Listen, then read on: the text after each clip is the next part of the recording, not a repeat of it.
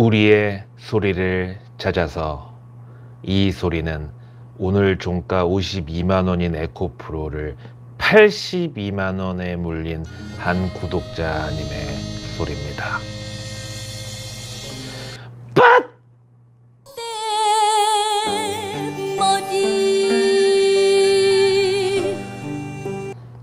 오늘 코스피는 그래도 블랙 먼데이로 시작은 했지만 막판에는 불락 먼데이로, 그러니까 그 불락 있잖아요. 불락전골, 그 불고기 낙지, 그렇게 이제 매콤 달달한 맛으로 그래도 바뀌었으니까 그나마 떨줍 올팔도 가능한 하루였는데요. 반면에 코스닥은 에코프로 형제들이 오늘도 죽을 쑤는 바람에 하루 종일 블랙 먼데이에서 벗어나지 못한 채로 오늘 하필 또 스승의 날인데 이렇게 증시를 마감했습니다. 과연 주식 투자에 스승이 있다면 지금 상황에서 뭐라고 얘기를 해야 오를까요? 지난 동학개미 운동 당시에 그 대형 채널에서 10만전자, 천슬라, 흠슬라, 두슬라, 그 밖에도 셀 수조차 없어요. LG생활건강, DLENC, KMW, 하이브 전부 그렇게 최고점에 산다라박 머리 한번 쓰다듬고 그냥 그대로 손모가지가 날아가 버렸는데, 이번에는 또 반대로 그 대형 채널을 욕하고 매국노라고까지 적대시하는 사람이 파는 그 약을 또 받아먹고 지금 이렇게 또 힘들어하는 분들이 계십니다. 아무리 배움은 끝이 없다고 하지만 매번 어떻게 똑같은 경험을 하면서도 깨닫지 못하는 것 또한 매번 그 배움을 무력화시키는 잘못된 신념과 무지성 추종에 다 기반하고 있다고 저는 봅니다. 아니, 이미 동학개미 운동 전에도 너무 똑같은 사례가 뭐 OCI 그리고 비트코인도 있잖아요. OCI는 15만 원이었던 주가가 6개월 만에 50만 원 넘어갈 때도 절대 물량 뺏기지 말라고 그랬었고, 심지어 60만 원 넘어갈 때도 어차피 100만 원 볼 거 그때까지 팔지 말자고 그랬었죠. 그 다음에 비트코인 차트도 보세요. 이건 진짜 지금까지 상황만 봐서는 에코프로하고 너무 똑같아서 심지어 무서울 정도입니다. 심지어 이거 과열이라고, 과매수라고, 오버슈팅이라고, 위험하다고 경고하는 사람들한테 댓글로 공격하는 메시지까지 똑같아. 거부할 수 없는 새로운 트렌드다. 다음 반세기 대한민국 경제를 먹여 살릴 소중한 먹거리를 왜 무시하냐. 또 너 같은 애들은 그래서 돈을 못 번다. 공부 좀 해라. 그리고 이번에는 하나가 더 추가가 됐어요. 공매도로 주가 못 오르게 방해하는 여의도 개관들 뒤에는 중국 배터리 제조사들의 로비가 있다. 근데 걔네들이 한국 배터리 산업 견제하려고 그러는데 이미 기술력으로는 게임이 안 되기 때문에 그런 더러운 뒤에서 짓거리를 하는 거다. 근데 거기 협조하는 니놈도 똑같은 매국노다. 이게 이번에 새로 첨가된 양념입니다. 정말 한때 잘 나갔던 K뷰티 그 화장품주들 보세요. 정말 한류 열풍이 3년도 못 가서 그렇게 중국한테 완전히 전부 발릴 줄 그때는 누가 알았겠습니까? 근데 지금 에코프로는 뭐 10년치 실적을 미리 반영해서 주가를 판단해야 된다고요? 제가 그 지난 한 달간 끊임없이 에코프로 과열이라고 경고할 때 그때 저를 욕하고 떠났던 분들이 지난주부터 다시 구독을 하면서 돌아오고 계십니다. 뭐 이제 이것도 뭐 서비스업이니까 제가 감히 뭐 손님 가려서 받는다는 생각은 한 적도 없는데, 하여튼 언제든 환영합니다. 근데 도대체 언제까지 그렇게 계속 왔다 갔다만 하실 건데요. 하여간 이 세상에 영원히 오르는 주식도 없고 또 영원히 떨어지기만 하는 주식도 없다는 사실을 근거로 해가지고 이 에코프로 언제쯤 하락이 멈출지는 지금 감이 옵니다. 그때가 가까워지면 다시 한번 말씀드릴게요. 일단 지금 K배터리 2차전지 관련주들은 그동안 너무 많이 올라서 과열이라고 했던 그 에코프로만 빠지는 게 아니라 다 지금 하락하고 있기 때문에 무조건 센티먼트에서만 이유를 찾으려고 하지 말고 분명히 다른 펀더멘탈 요인을 찾아내야 됩니다.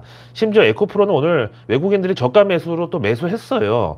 이건 이제 외국인들 입장에서도 K배터리의 미래는 여전히 밝다고 인정을 하기 때문에 한국 주식을 안 할 게 아니라면 어느 정도 필수적으로 비중은 일단 갖고 가겠다는 소리고요. 대신에 펀더멘탈을 적용한 외국인들의 투심은 저는 요게 가능성이 제일 높다고 봅니다.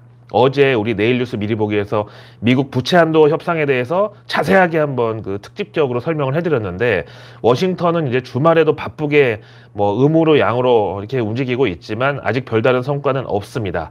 근데 아시다시피 K배터리가 한번 확실하게 주가가 다 레벨업된 재료가 바로 미국 IRA 법안에서 배터리 양극재 이 관련해서 중국산은 배제한다는 바로 그거. 그래서 우리 한국 양극재 및 배터리 소재주들한테 반사 이익이 기대된다는 바로 그것 때문이었잖아요. 근데 아시다시피 지금 공화당은 바이든 정부가 재정 지출 삭감을 하지 않으면은 부채 한도 증액에 절대 우리는 동의를 못 해준다고 버티고 있죠. 그 중에 이 IRA 인플레 방지 법안에 할당된 예산도 다 포함이 됩니다. 정확하게 얘기하면은 이 IRA 그 인플레이션 리덕션 액트 이거는 보조금도 주지만 세제 혜택도 같이 제공을 하는데 지금 미국 부채 한도 증액하는 조건에 야당 공화당의 제안은 바이든 정부의 각종 보조금 삭감은 물론이고 세제 혜택 축소로 법인세 세수를 늘리는 대안까지 광범위하게 들어 있거든요. 그래서 저는 지금 우리 2차 전지 관련주들에 대한 기관과 외국인들의 매도세는 바로 이런 가능성을 반영하고 있다고 봅니다. 아니 그렇잖아요. 결자 해지의 차원에서 IRA 보조금 호재로 올랐는데 그게 나가리가 될 처지로 이게 상황이 안 좋아지고 악화됐으면은 그 상승분을 도로 빼놔야 그게 맞는 계산이고 제대로 된 주가 아니겠어요? 자, 그럼에도 아직 워싱턴에서는 입장차를 좁히지 못하고 6월 1일이라는 엑스데이트, 즉 미국 정부 운영이 마비되는 재정 고갈 직전까지도 서로 양보할 뜻이 전혀 없이 버티고 있습니다. 근데 이러다가 만약에 진짜 극적으로 6월 1일 전에 타결이 된다? 혹은 지난 2011년처럼 기어이 셧다운까지 한번 갔다가 이제 또 미국은 물론이고 그러면 이제 글로벌 증시 전부 박살나고 또 그러면 전 세계 정상들한테서 연락의 비난을 받고 그래서 마지못해 미국 부채 한도 증액이 또 통과가 그때 가서 된다. 그렇다고 이게 또 증시가 곧바로 V자 반등하면서 회복이 될 거냐. 그렇게 저는 보지 않아요. 바로 이 전 경우에 있어서 회복에만 6개월이 넘게 걸렸습니다. 아, 왜냐. 지금도 이미 미국 연방정부는 비상재정으로 운영되고 있다고 그러는데 그러다 보니까 어제 내일 뉴스 미리 보기에서 이제 미국 정부가 보관하고 있던 비트코인 팔았다고 했잖아요. 그렇게 지금 뭐 내다 팔아도 크게 탈 없는 것들 먼저 막 다 내다 팔면서 현금 확보하고 또 모자라는 돈은 외상으로 대충 떼우고 이제 이렇게 버티고 있는데 만약에 다시 부채 한도 증액돼 가지고 돈이 생긴다고 해도 그거는 이제 그 이전에 긴급 재정 충당하는 데만 또 돈과 시간이 엄청나게 필요할 거거든요. 그럼 이제 경제학 원론에 나오는 것처럼 어떤 유동성 환경이라는 게 재정정책, 통화정책 이 쌍두마차가 끌고 가는데 이렇게 한쪽 재정정책이 당분간 못 챙겨주면은 통화정책이라도 그 빈자리를 지원해줘야 하건만 연준은 아직까지 이 부채 한도 협상은 아무런 관심도 없고 바이든이 그 아들 헌터 바이든이랑 손잡고 감옥에 가든지 말든지 아랑곳도 않고 계속 연준은 그놈의 인플레이션 핑계만 대면서 유동성 냄새조차 풍기지 못하게 지금 야박하게 굴고 있잖아요. 자, 이어서 월가 소식으로는 JP모간이 다음 주 일요일 5월 21일부터 본사에 워룸 이걸 설치해가지고 각종 상황판이랑 막 그 실시간 비상대응 체계를 갖추기 위한 준비에 돌입했다고 밝혔습니다. 이 워룸은 우리로 치면은 그 전쟁 시에 각 지휘관들이 모이는 상황실 내지는 국방부 지하에 있는 그 벙커 같은 거죠. 지금 워싱턴의 정치 분석가들은 결국 바이든 대통령하고 하원 의장 케빈 맥카시는 막판까지 치킨 게임을 멈추지 않을 것으로 예상하고 있고요. 이거는 뭐 이제 어제 말씀드린 대로 이번에 지는 사람은 하여간 정치 생명 문제 완전히 끝나는 거예요, 여기서. 그래서 일단 디폴트 국면으로 접어들면은 이거는 미국을 넘어서 전 세계의 재앙급, 재난급 상황이 될 것으로 예상합니다. 지금 이제 달러가 오르는 이유도 진짜 궁극적인 재난 상황에서는 뭐 금 같은 거는 들고 다니기 무겁고 그다음에 진짜 뭐 산업시설 막 기반시설 다 마비돼가지고 전기도 안 들어오는데 뭐 비트코인은 뭐 했을 거며 하여튼 그래가지고 이제 궁극적인 안전자산은 다 필요 없고 일단 달러 뭉치 현물이 최고라는 그런 수요가 자극이 돼가지고 요즘 달러 가치가 올라가는 것으로 보고요. 다음 또 지금 우려의 시선이 모이는 곳은 또 미국 중소형 은행들인데 만약에 미국 연방정부가 문을 닫는다고 하면은 사람들이 이런 중소형 지역 은행들이라고 언제 문을 닫을지 모른다는 불안감 때문에 왜? 여기도 지금 이제 미국 FDIC 연방예금보험공사 지원을 받고 있는 곳이 있기 때문에 거기서 만약에 우리도 돈 없다고 하면은 은행들도 어떻게 버텨요? 그래서 또 그게 대규모 예금 인출 사태로 이어질 수 있다고 보는데 지금 이제 겨우 안정된 팩웨스트 이런데 지금 뭐 뱅크런 가능성은 아직 나타나고는 있지 않지만 미국 연방정부 폐쇄 즉 셧다운은 이들에게 제일 치명적일 수 있다는 시나리오에 따라서 추가 대비가 필요하다는 지적도 있습니다. 런하 반갑습니다. 5월에는 주식을 팔고 떠나라. 이 증시격언을 또 이번에는 다르다고 열심히 약을 팔던 마바라들은 과연 지금 어떤 생각을 하고 있을까요? 1. 5월에는 주식을 팔고 떠나라. 거기서 5월을 나는 음력으로 알았다고 핑계를 대야겠다. 원래 우리 집은 생일도 다 음력으로 한다고 우겨야지. 다음 2. 약을 더 많이 팔자. 그래야 그 중에서 우연이라도 오르는 종목 한두 개라도 있을 테니까 그럼 나는 쪽집게 전문가로 위상에 올라갈 수 있다. 3. 어차피 대한민국 주식시장에 신규 유입되는 인구가 계속 있으니까 기존에 나한테 되어가지고 침 뱉고 떠난 사람들보다 새로 들어오는 사람들한테 더 열심히 약을 팔아야겠다. 아 진짜 내 입으로 얘기하는데도 내가 다 열받네. 진짜 하나같이 그럴듯한 논리에다가 또 어느 하나 장사치답지 않은 항목이 또 없네요. 하여튼 월가의 유동성 중독자들은 이 와중에도 미국 부채 한도 문제랑 모든 악재들을 다 종합 선물 세트로 담아가지고 연준이 이걸 기쁘게 받아들여 주기를, 그래서 당장 6월 FMC 아니면 7월에라도 금리 인하로 시장의 비상용 유동성이라도 좋으니까 조금 돈 좀 풀어주기를 그렇게 학수고대하고 있습니다. 하지만 투루이스트 파이낸셜 측은 연준이 80년대 당시에 인플레이션이 잡혔다고 판단해가지고 금리 정점에서 3개월 만에 금리를 인하시켜줬는데, 그리고 나니까 인플레이션이 도로 기어 올라갔던 그런 실패 사례가 있었다고. 그러면서 인플레라는 이런 화재 현장에서 연준이 이제 소방관이라고 치면은 불이 다 꺼지기 전에 그냥 불길만 잡혔다고 해서 물을 잠궈버리는 이런 대응을 하겠느냐. 그러면서 일단 아무리 미국이 셧다운이든 디폴트든 하여튼 험악한 상황이 벌어진다고 해도 연준이 마지못해서 금리 동결 정도는 몰라도 인플레이션이 완전히 꺼지지도 않았는데 금리를 인하하는 이런 대처를 해줄 리가 없으니까 기대하지 말라는 주장입니다. 자, 오늘의 외국계 리포트는 요즘 주 LG에 대해서 최근에 영국계 투자사 실체스터 인터내셔널이 그 LG의 3대 주주로 등극한 데 대해서 만약에 경영권 분쟁으로 가면은 분명히 서로 지분 확보 경쟁이 불붙을 것이다. 그러면 수급상으로는 주가가 오를 것이다. 이런 기대감이 좀 일어나기도 했었죠. 여기에 대해서 JP 모간은 이 실체스터가 과거 5년 넘게 LG 상사 지분을 보유하고 있던 장기 투자자 패시브 펀드라는 점에서 경영권에 개입할 의도가 없다고 보고, 오히려 이번 이제 외국계 3대 주주 등극이 LG의 자본 환원 정책과 주주 친화적인 이런 면 등을 돋보이게 만들었다고. 그래서 목표가를 기존 10만 5천 원에서 오늘 11만 원으로 상향하고 투자 의견은 오버웨이, 즉 비중 확대로 콜했습니다. 외국인들은 구시 허시 걸르라는 그런 K 증시 격언을 모르나 봐요. 다음 또 JP모간은 롯데케미칼에 대해서도 경영진이 거시적 환경의 문제를 들었지만 그래도 하반기부터는 수익이 개선될 것이라고 하면서 목표가를 기존 13만 원에서 오늘 14만 5천 원으로 상향했고요. 대신 투자 의견은 언저웨이, 즉 비중 축소를 불렀습니다. 그러니까 주가가 좀 오르더라도 이거는 파는 기회로 삼아라 이 얘기죠.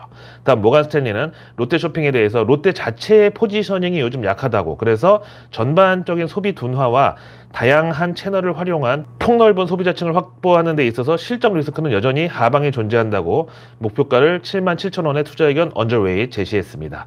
하여튼 이 롯데를 보면은 이 기업 환경이라는 게 뭐 아무리 대기업이고 재벌이고 뭐고 그냥 한번 경쟁에서 뒤처지기 시작하면 그걸 뒤집는 게 얼마나 어려운지, 그래서 그 전에 알아서 미리 정말 오르막길에서 자전거 타는 심정으로 얼마나 많은 노력을 해야 되는지, 또 오너 일가가 직접 고객 서비스는 물론이고 기업 이미지 제고에도 왜 힘써야 되는지 그런 교훈이 되고 있습니다. 그래서 내일 뉴스는 내일 보면 너무 늦습니다. 구독과 알림 설정만으로 아직 나오지 않은 오늘 뉴스도 아닌 내일의 뉴스를 여러분들의 안방으로 제가 매일 저녁 직접 배달해 드립니다. 어제 내일 뉴스에서 미국 IRA 보너스 규정이 추가 공개됐는데 여기서 태양광 웨이퍼는 미국산이 아니더라도 혜택을 준다고. 근데 지금 거의 중국 비중이 너무 커서 아무래도 우리 한국산 태양광 웨이퍼 제조사들한테 인센티브가 더 클 것 같다고 얘기를 했잖아요. 그래서 오늘 한화솔루션이 제대로 약발받으면서 급등으로 화답을 했습니다. 자, 내일은 5월 16일 화요일, 먼저 정부 일정 보시죠.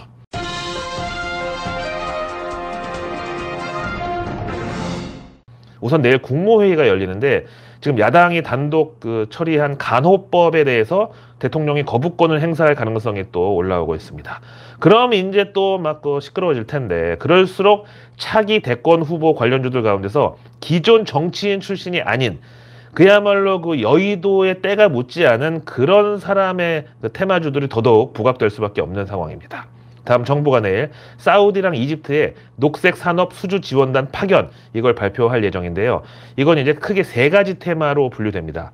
뭐냐면은 해수 담수화, 그린 수소, 그리고 폐자원 에너지화 이렇게 되겠습니다. 증시 그대로 테마가 연결이 되죠. 이어서 내일 산업부가 재생에너지 산업 수출 활성화 방안 발표. 이거 이제 내일 뉴스에 도배가 되게 좋은 주제기도 하고 앞에 나왔던 사우디 요쪽하고도 또 접점이 있죠.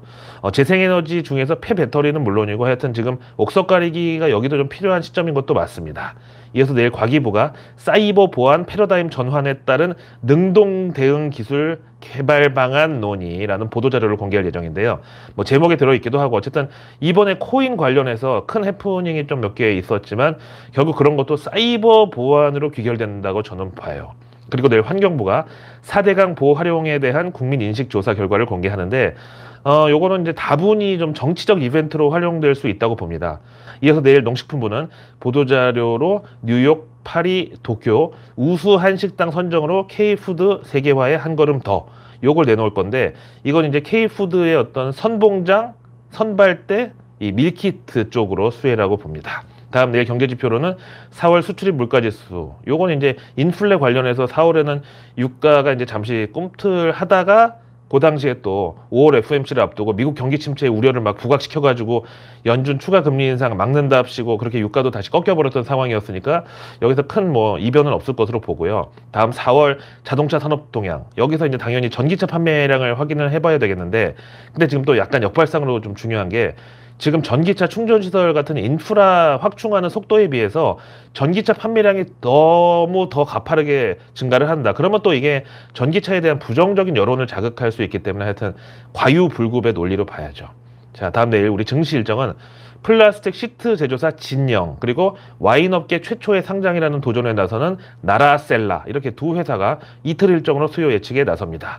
다음 내일 5월 16일 화요일 미국에서는 홈디포, 바이두, 메이크 마이 트립 실적 발표가 예정되어 있습니다. 그 밖에 개별 일정으로는 내일 칸 영화제가 이제 개막을 하는데 여기서 우리 K 컨텐츠들의 또 어떤 수혜가 있을지. 근데 이것도 한번 왕창 그 오징어 게임 때 약발을 받았던 전례가 있고 또 그리고 이 엔터주들이 솔직히 또 이 수급을 보면은 그렇게 건강하지가 않아. 엔터 업계가 그랬잖아. 옛날에 사실 좀 그 건달들이 하던 뭐 그런 거잖아요. 물론 지금 이제 상장되어 있는 우리 대형 기획사들은 그런 데서부터 완전히 자유롭기는 하지만 근데 하여튼 진도준, 우영우 막 그때 막 사상 최고 시청률이니 어쩌니 했을 때 보면은 다 주가도 그때가 정점이었다. 이건 항상 명심하시기 바랍니다. 자, 오늘 하루도 고생 많으셨고요. 저는 내일의 내일 뉴스를 또 들고 찾아뵙겠습니다. 고맙습니다.